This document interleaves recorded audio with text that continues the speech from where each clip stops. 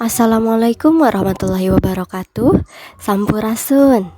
Tepang deui sareng ibu dina mata pelajaran bahasa Sunda. Ketemu lagi dengan ibu dalam mata pelajaran bahasa Sunda. Kali ini kita akan memasuki materi yang ketiga, yaitu tentang sisindiran. Segera siapkan buku tulis dan buku paket yang kalian pegang sekarang, juga alat tulisnya ya. Catat hal-hal yang penting dan jangan lupa berdoa terlebih dahulu. Nah, kali ini kalian diharapkan dapat memahami dan mengidentifikasi fungsi sosial dari sisindiran serta memahami dan mengidentifikasi struktur dari sisindiran. Perkara sisindiran. Apa sih sisindiran itu? Sisindiran teh asalna tina kecap sindir. Artina omongan atawa caritaan anu dibalibirkeun atawa henteu togmol. Sisindiran berasal dari kata sindir yang artinya obrolan yang tersurat atau tidak secara langsung. Jadi artinya itu disembunyikan, gak blak-blakan gitu ya. Dina sastra Indonesia mah sisindiran teh sok disebut pantun. Dalam sastra Indonesia ada juga yang strukturnya sama dengan sisindiran yang biasa kita kenal dengan pantun. Nah, zaman dahulu atau baheula mah aya tradisi anu disebut tempa sindir. Ada tradisi tempa sindir atau berbalas pantun. Upama nilik wanguna sisindiran teh kauger atau dibatasi ku.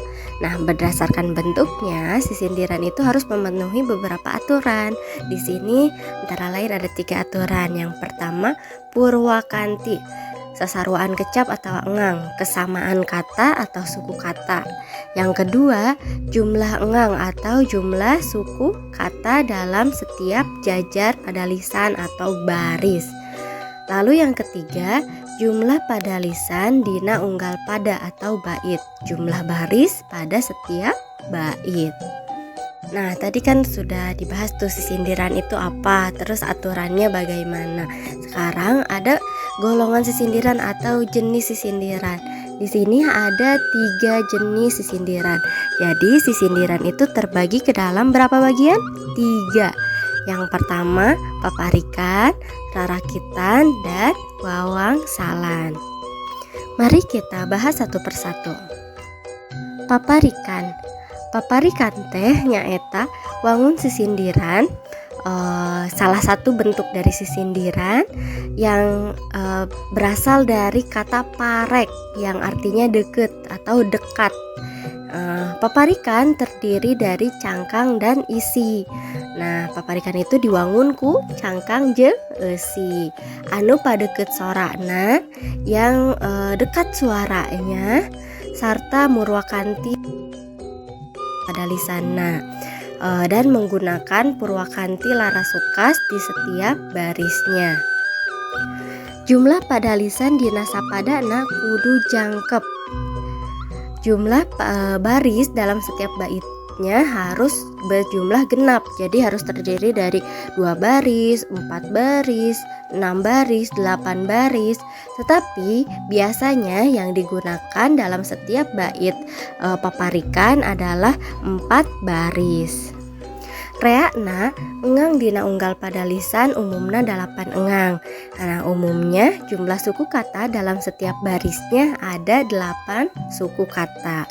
Jadi tadi di paparikan itu cirinya di setiap baris di ujung katanya sama ya, suara ujung kata di setiap barisnya terdengar sama. Dalam satu bait terdiri dari 4 baris dan dalam satu baris terdiri dari 8 suku kata. Contoh paparikan. Nah, perhatikan ya contoh sisindiran paparikan di bawah ini atau di layar kalian. Boboko ragrag di imah, ninggang kana pileuten.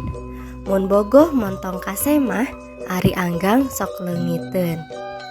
Nah, di sini paparikan di luhur diwangun ku opat pada lisan, terdiri dari 4 baris, di mana ada 2 cangkang, yaitu baris pertama dan baris kedua, lalu ada esi, yaitu baris ketiga dan baris keempat. Nah, di sini coba kalian hitung, ada berapa engang atau berapa suku kata di setiap barisnya? Betul 8 atau tidak? Lalu tadi kan di ujungnya harus murwakanti laras sukas. Tadi di baris pertama cangkang ada imah yang terdengar gitu.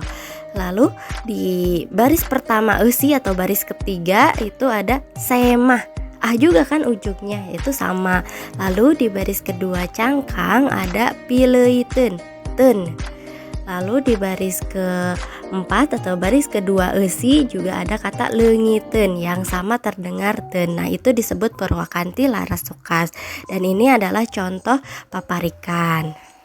Rarakitan teh nyaeta salah sahiji wanda sisindiran anu diwangun ku cangkang jeung esi. Sama dengan paparikan tadi, terdiri dari cangkang dan isi. Lalu eta cangkang jeung eusi teh pada papak di puhuna atawa mindoan kawit. Cangkang dan isi tersebut menggunakan mindoan kawit yang artinya kata di setiap awal baris cangkang dan isi yaitu sama. Jadi menggunakan kata yang sama di setiap awal kata baris cangkang dan isi.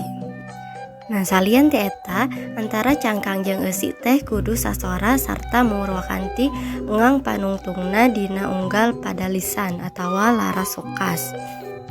Selain itu, antara cangkang dan isi harus satu suara di akhir kata setiap baris dengan menggunakan purwakanti laras sukas, sama dengan paparikan yang tadi. Hari jumlah engangna dina unggal pada lisan aya 8 engang. Jumlah pada lisan dina sapadana mangrupa bilangan jangkep anu biasana aya 4 pada lisan dina unggal pada. Sama dengan paparikan tadi, di jumlah suku kata di setiap barisnya ada 8 suku kata, lalu di setiap dalam satu baitnya ada 4 baris yang terdiri dari 2 cangkang dan 2 isi. Nah, sekarang perhatikan contoh sisindiran rarakitan yang ada di depan kalian. Mihape sisir jeung minyak, kade kaanceloman leungeun. Mihape pikir jeung niat, kade kaangsonan deungeun. Nah, tadi kan ciri rarakitan itu di setiap awal baris itu sama ya katanya. Contoh, mihape di baris pertama pada cangkang sama dengan mihape di baris pertama pada esi atau baris ketiga. Lalu ada kecap kade di baris pertama baris kedua cangkang dan kade di baris kedua esi atau baris keempat. Jadi sama ya katanya. Lalu di akhir kata juga suaranya sama, minyak niat, aa gitu, leungeun deungeun, gitu, itu sama. Lalu jumlah engangnya atau jumlah suku katanya pada setiap baris, pada setiap pada lisan coba kalian hitung ada 8 atau tidak.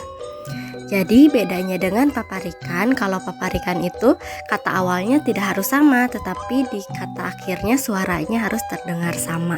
Kalau di rarakitan, selain suara akhirnya harus terdengar sama, ada kata-kata yang harus sama atau kata-kata yang harus diulang pada setiap awal baris di cangkang dan baris di esi.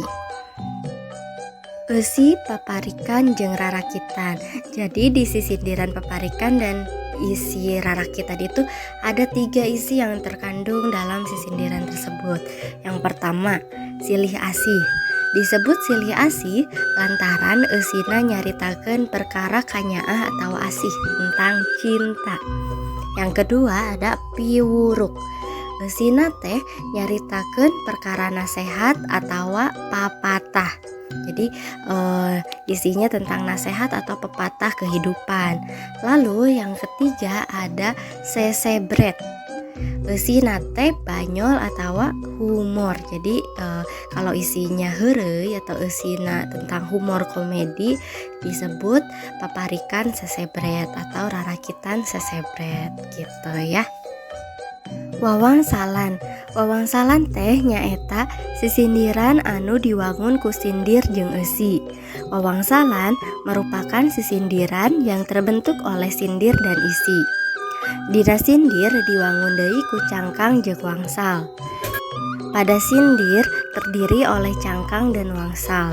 Anu dijieun wangsalna teh tara ditetelakeun, tapi kudu diteangan tina bagian eusi.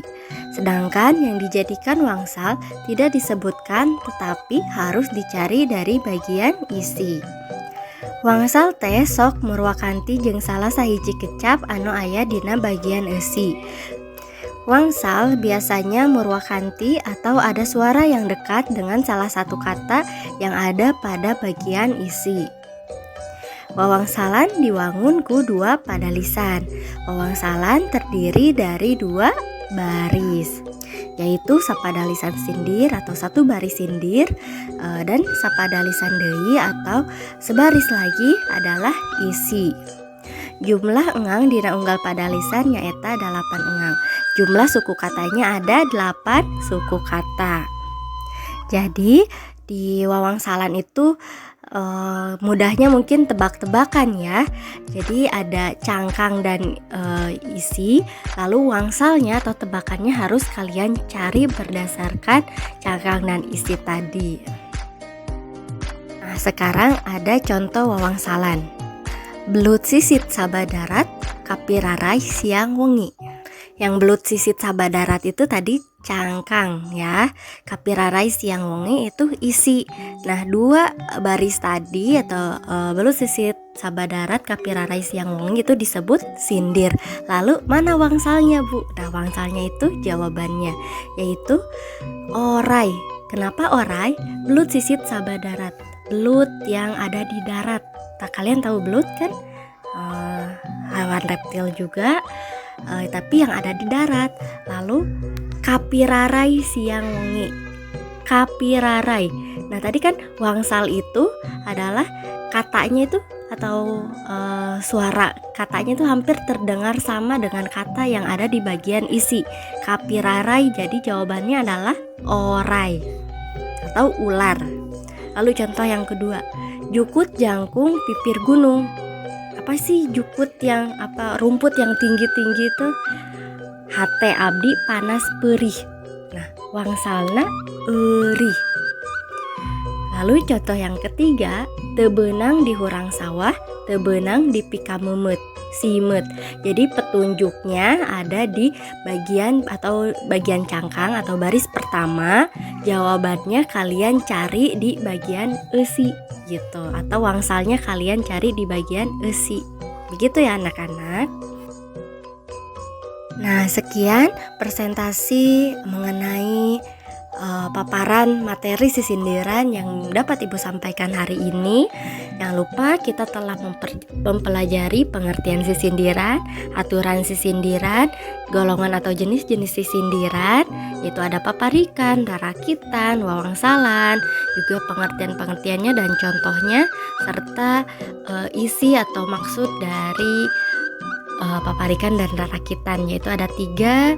Yang pertama silih asih, yang kedua piuruk, yang ketiga sesepret ya. Terima kasih atas perhatiannya. Wassalamualaikum warahmatullahi wabarakatuh.